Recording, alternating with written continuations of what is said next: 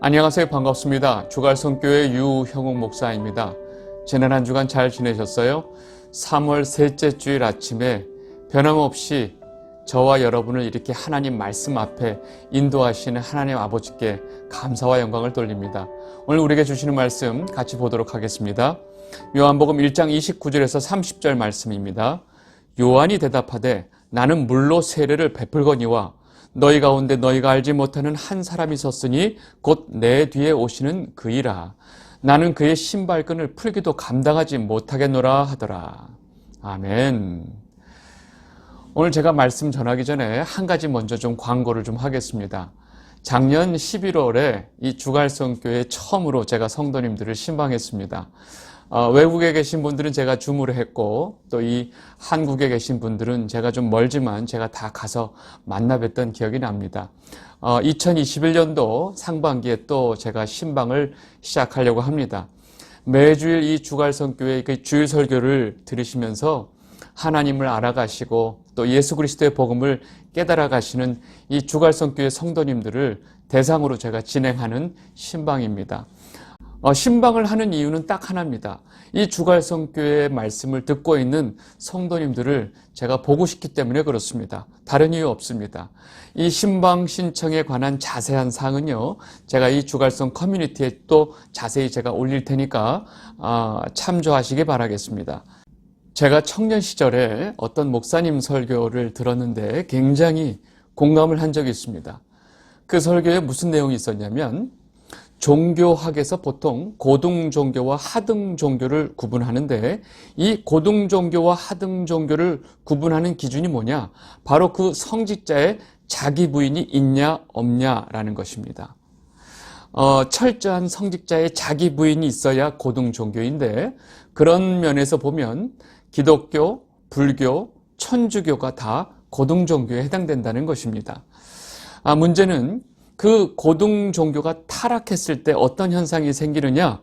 그 성직자의 자기 부인이 없어지고 그 성직자가 굉장히 다수화되는 현상이 생긴다는 거예요. 그런 관점에서 보면 지금 기독교는 철저히 타락했다라고 말씀하시는 거예요.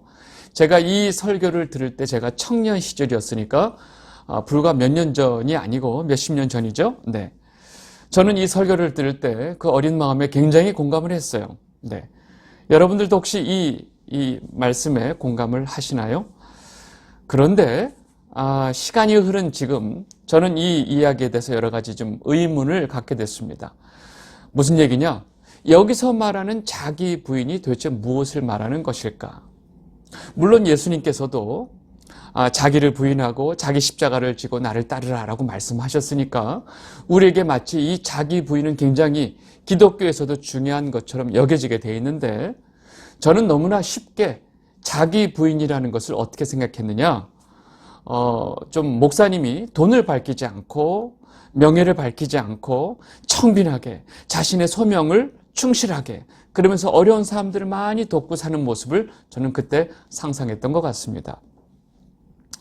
놀라운 것은 이렇게 자기 부인이라고 생각했을 때 이런 자기 부인은요, 보통 다른 종교들이 훨씬 더 잘합니다. 그렇다면 그분들이 더 구원받아야 될 것 같아요. 확실한 것은 성경이 말하는 자기 부인이 이렇게 우리가 일반적으로 생각하는 자기 부인이 아니라는 것입니다. 우리는 성경이 말하는 자기 부인이 무엇인지 정확하게 알아야 합니다. 우리가 그동안 너무 알고 있었던 자기 부인은 너무나 세상적인 개념에서 이해하고 있었던 자기 부인이었습니다. 좀 구체적으로 설명하면 그 표현은 아주 철저한 인본주의적인 기반으로 인간이 당연히 누려야 하고 추구해야 할 인간의 가장 기본적인 본성을 마치 억제하는 그런 금욕적인 성격이 매우 강합니다. 그러나 성경이 요구하고 있는 자기 부인은 그것이 아닙니다. 성경이 우리에게 요구하고 있는 것은 우리의 원래 영적 현실에 대해서 분명하게 깨닫고 그것을 인정하는 것입니다. 에베소서 2장 2절에서 3절 말씀입니다. 그때 너희는 그 가운데 행하여 이 세상 풍조를 따르고 공중의 권세 잡은 자를 따랐으니 곧 지금 불순종의 아들들 가운데서 역사하는 영이라. 전에는 우리도 다 그 가운데서 우리 육체의 욕심을 따라 지내며 육체와 마음에 원하는 것을 하여 다른 이들과 같이 본질상 진노의 자녀이었더니. 성경은 정확하게 우리의 원래 자리를 설명하고 있는데, 우리의 원래 자리는 마귀에게 순종하면서 살던 진노의 자녀이었다는 사실입니다. 하나님의 진노를 받을 수밖에 없는, 즉 하나님의 그 진노의 심판의 자리가 원래 우리의 자리였다는 거예요. 그 자리는 바로 죽음의 자리였다는 것입니다. 그런데 그 죽음의 자리에서 우리를 하나님의 사랑으로 건져내셨다는 사실입니다. 에베소서 2장 5절, 허물로 죽은 우리를 그리스도와 함께 살리셨고 너희는 은혜로 구원을 받은 것이라. 아멘. 여러분, 죄로 인해서 죽어 있었던 우리를 그리스도와 함께 우리를 살려주신 거예요. 무엇 때문에요? 우리가 뭘 잘해서요? 우리가 이뻐서요? 아니요. 온전하신 하나님의 은혜와 사랑으로 우리에게 생명을 주셨고 우리를 건져주신 것입니다. 성경이 말하는 자기 부인은 그렇게 인본주의적으로 다른 종교들이 말하는 그런 것이 아니고, 성경이 말하는 자기 부인은 바로 우리가 처해 있는 이런 영적 현실, 이것을 믿음으로 알고 깨닫는 것입니다. 왜냐하면 이 사실을 깨닫고 나면 우리에게 생명을 주신 그 분의 뜻에 따라 살게 돼 있기 때문에 그렇습니다.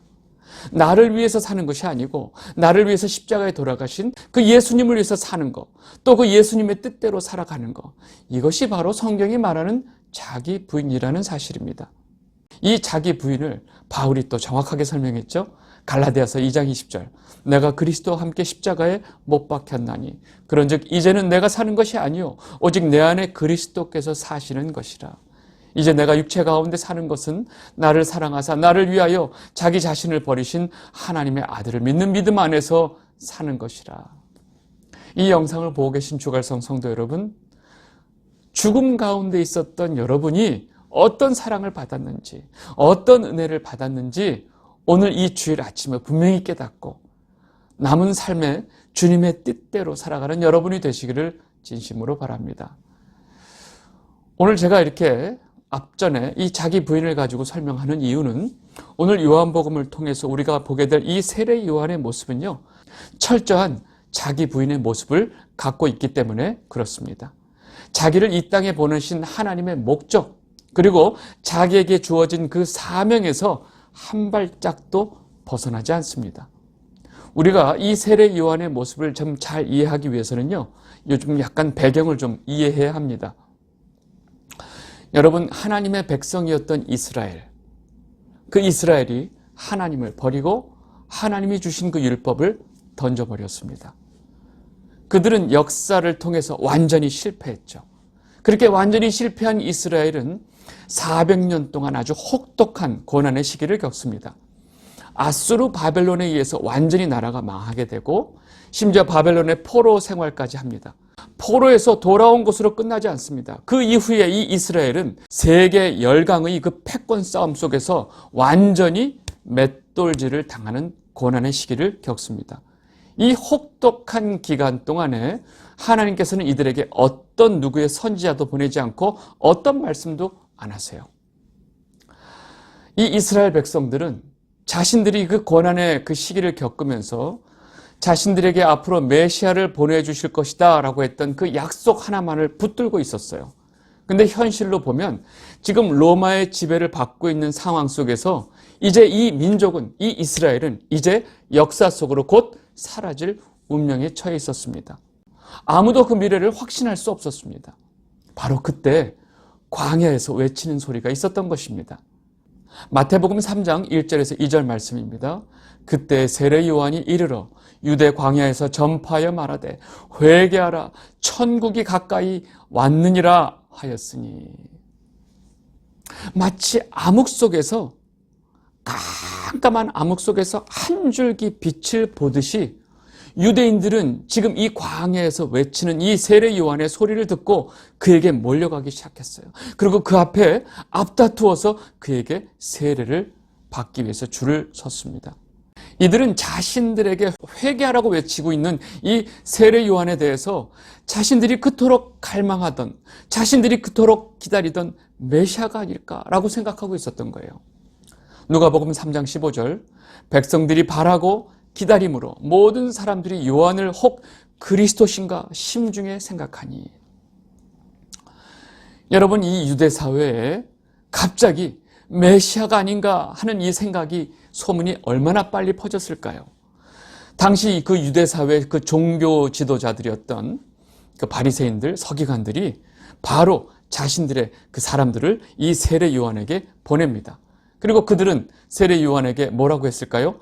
당신이 누굽니까? 라고 물었겠죠. 이것이 오늘 본문의 내용입니다. 요한복음 1장 19절에서 20절 말씀입니다. 유대인들이 예루살렘에서 제사장들과 레위인들을 요한에게 보내어 내가 누구냐 물을 때에 요한의 증언이 이러하니라.